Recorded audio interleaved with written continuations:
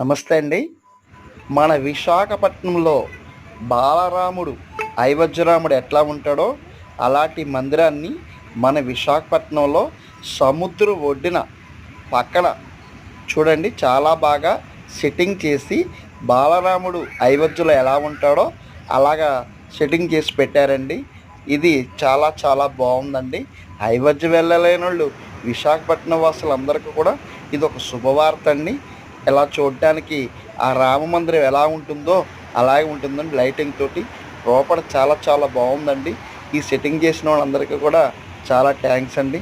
ఆ రాముల వారు అనుగ్రహంతో కృపతోటి వెళ్ళవేళలా చక్కగా ఉండాలని, కుటుంబంలో అందరూ శుభ్రంగా ఉండాలని, ఆరోగ్యంగా ఉండాలని, ఐశ్వర్యంతో ఉండాలని కోరుకుంటున్నాను. చాలా బాగుందండి.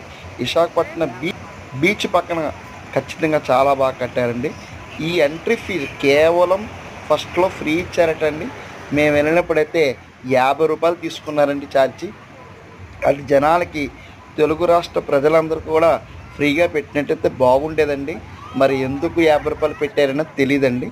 అందరూ చక్కగా ఆ బీచ్కి వచ్చి ఈ బాలరాముడిని దర్శనం, ఆ స్వామి అనుగ్రహం, కృప తోటి అందరూ చాలా బాగా చూశారండి. అట్లనే మేము వైజాగ్ వెళ్ళామండి. వైజాగ్లో చక్కగా బీచ్ అంతా చూసి ఈ బాలరాముని దర్శనం కూడా చేసుకున్నానండి. లోపల చక్కగా వీడియో తీసుకొచ్చండి. వీడియో అయితే తీసుకున్నామండి మేము. చూడండి చాలా బాగుందండి. బాలరాముడు ఎలా ఉంటాడో అలా సెట్టింగ్ చేసి పెట్టారండి లోపల. వైజాగ్ ప్రజలందరికీ కూడా ఇదొక శుభవార్త అండి. చాలా చాలా బాగుందండి. రాముల వారి దర్శనం చేసుకోవడం వల్ల ఉండాలని కోరుకుంటున్నానండి. చాలా బాగుందండి వైజాగ్లో. ఇది స్వామి ఎప్పుడు కూడా అందరికీ అనుకూలంగా ఉండాలని, పిల్లలకి పెద్దలకి అందరూ బాగుండాలని ఇది ఒక శుభవార్త అండి. ఇది చాలా మంచిదండి. ఇది బీచ్ ఇది ఆగస్టు 2వ తేదీ వరకు ఉంటుందటండి. ఇది ఎవరైనా చూడలేని వాళ్ళు ఎవరైనా ఉంటే చక్కగా చూడండి, అనుగ్రహంతో ముందుకెళ్ళండి. చాలా చాలా బాగుంటుందండి. ఆ రాముల వారిది రామ మందిరం లోపల ఎలా ఉందో మొత్తం సెట్టింగ్తో చాలా చాలా బాగా చేశారండి. మరి ఎన్ని రోజులు కట్టారు ఏంటి తెలియదండి. ఇది చాలా అయితే నాకైతే బాగా నచ్చిందండి. ఇది బీచ్ పక్కన ఉండడం వల్ల చాలా చాలా బాగుందండి.